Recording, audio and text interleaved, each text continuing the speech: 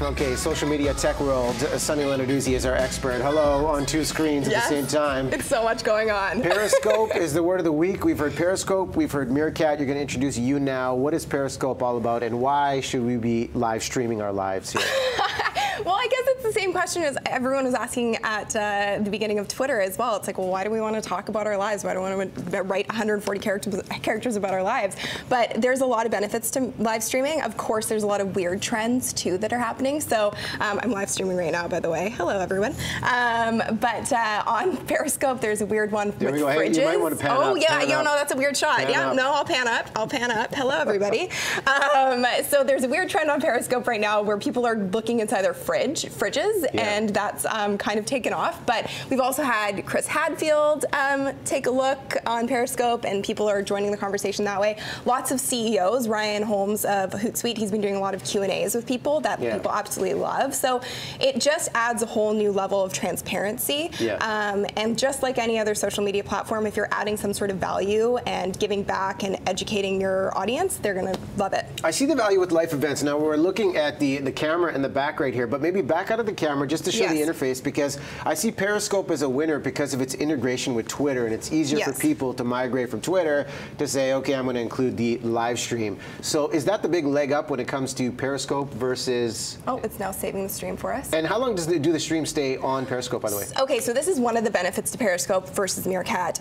They're actually saved for 24 hours on the streams in the app, so people can watch them even if you're offline. However, that's not the case with Meerkat. But with both apps, you can download the streams and save them to your phones. So that is definitely a benefit as far as watching them later and using them later, for sure. Okay, and we can bring up really quickly, I just want to show the feed where you can follow people to show how Twitter makes this a lot easier. So obviously Periscope is owned by Twitter, and that's why people are saying, oh my gosh, it's going to win for sure because it's owned by Twitter.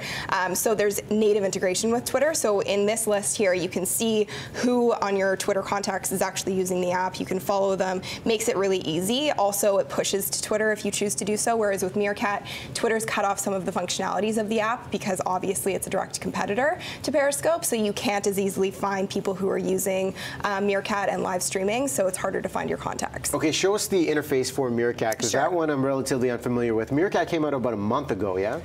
About a month ago. It got 300,000 users within the first 3 weeks. It launched at South by Southwest. So this is the homepage on Meerkat, and it's got something called community picks. So these are videos that are really popular within the Meerkat community right now. There's a bit more of a gamification model with Meerkat, so it's how many people are getting most hearts, most comments, whatever else, and that's how you figure out on the homepage who's doing well with their live streams. And when you say most hearts, this isn't just you like it once, you can like it as many times as possible? So on Meerkat, you can only like it once. On Periscope, there's a really cool feature where you can do multiple hearts or infinite hearts, so it's kind of like a real-time standing ovation, and that's unique to that platform. That's not happening on any other social media platform, so that could be a trend that we see moving forward on other platforms as well. And then if this wasn't confusing enough, there's something else called You Now that you just introduced. Yes, so You Now is really interesting. It's actually been around since 2012, and it's another live streaming application, and there's one user on there called Mr. Cashier, and I believe we have some tape of him, but he actually has been making money. Yes, this is him right here.